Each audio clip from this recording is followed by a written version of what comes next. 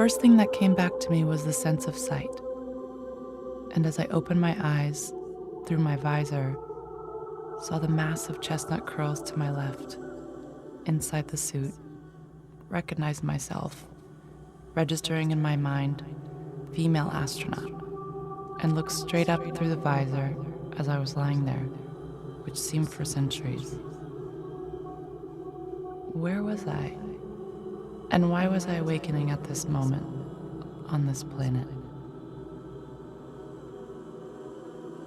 She had had to study cartography and mapping and decide on the points on Earth that would locate the stars above at a particular time. I was on a stretcher and I was being carried to a village. The sky reminded me of where I came from, and my starship must have crashed, for they were taking me now, as if they had known who I was, and they cheered me as I passed in the streets. I was back on the table. I must have been there for a long time and just coming to consciousness again. The medicine man was working on my body. He was in a deep trance. He held his hand a few inches above my back, and this time I could see texts as they emanated from me into the air. There was a map of worlds as well as all the information I had been searching for. When he touched the soles of my feet, images of the world appeared. She was vibrating at a higher octave this time. Each particle of light was clearer and more in focus.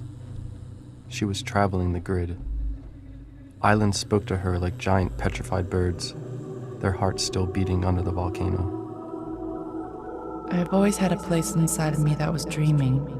I've always had a space that held a heart so softly I did not know where to put it down or who to give it to. And there was always a part of me that observed it all. In her travels, she came upon huge granite quarries. The stone was so dark that the experience was like the light from an eclipse. There was no other light but the one coming from a distant sun on the horizon, and a few reflections of stars in the stone. Massive dark stoneworks, long corridors, an iridescent blue filtering on the back of certain objects, as if backlit from distant stars. She found herself drawn up in space until she was outside the field, looking back at the stars, as if she was on the backside of the stars, looking back. The light that comes over the earth during a total eclipse of the sun.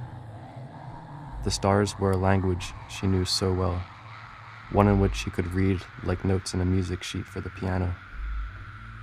They were reminiscent of the maps that the medicine man had showed me on the soles of my feet.